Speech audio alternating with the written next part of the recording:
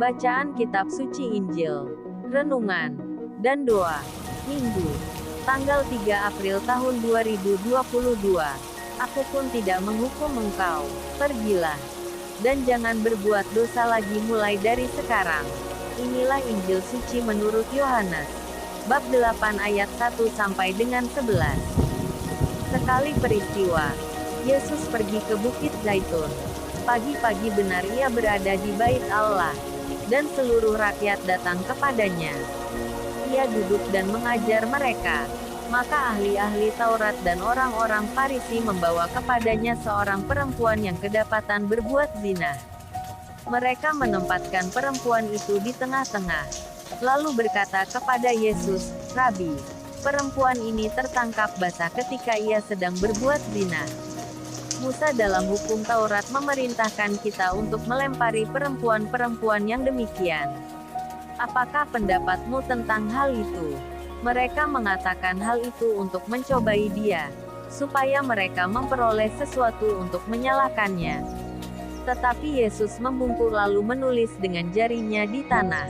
Dan ketika mereka terus-menerus bertanya kepadanya, ia pun bangkit berdiri lalu berkata kepada mereka, "Barang siapa di antara kamu tidak berdosa, hendaklah ia yang pertama melemparkan batu kepada perempuan itu."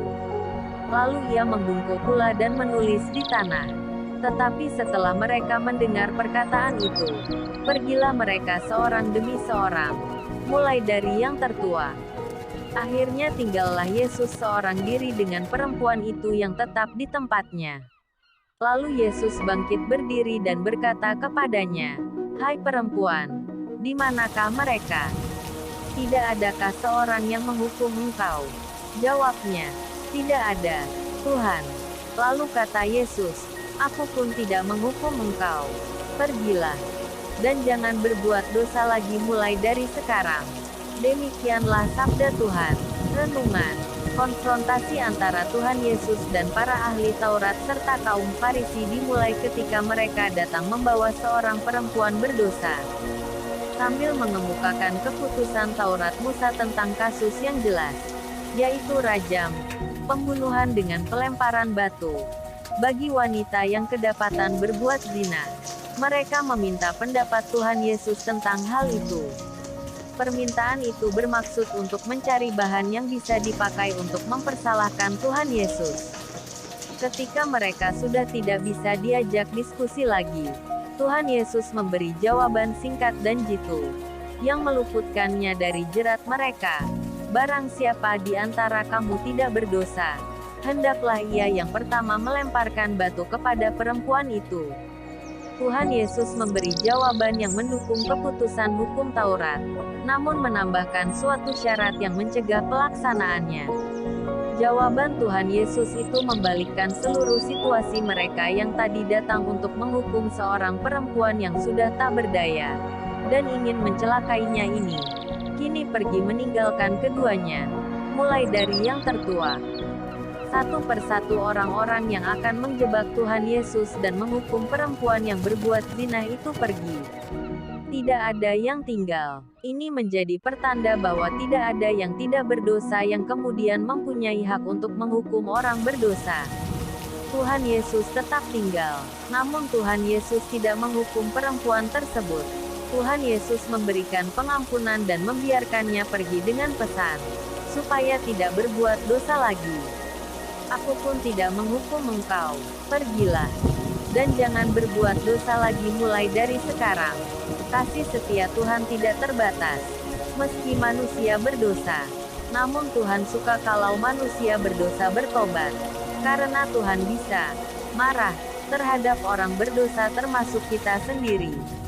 Tuhan Yesus yang menampilkan sikap Bapa yang sebenarnya berkata, "Aku pun tidak menghukum engkau." Sikap Tuhan Yesus sungguh lain dalam menghadapi orang berdosa. Dia mendengarkan, diam, membela dan mengampuni. Sikap ini sama sekali lain daripada gambaran orang. Tuhan Yesus mendengarkan gugatan dan dakwaan semua. Ia diam membungkuk, menulis di tanah. Ia tahu akan dosa yang cemar dan jijik, juga dosa yang ditutup kemunafikan, dosa yang diakui, dosa yang disembunyikan. Dosa si wanita yang berzina sudah dibuka, ditunjuk buruk dan hinanya, diterima dan diakui oleh si pelaku apa adanya. Ia malu dan menyesal di hadapan Tuhan Yesus. Tuhan Yesus mendengar tuduhan, melihat di hati pendosa yang menyesal.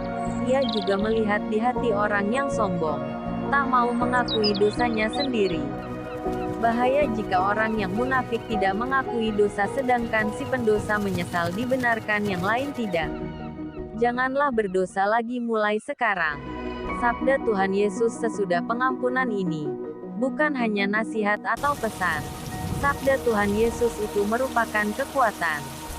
Marilah berdoa. Tuhan Yesus, aku senang dan bahagia karena Engkau menunjukkan jalan menuju keselamatan dengan mengampuni dosa kami. Jalan belas kasih dan kerahiman-Mu menjadi modal untuk berani bersimpuh di depan-Mu, mengakui dosa-dosaku. Amin. Salam kasih. RHPE Channel.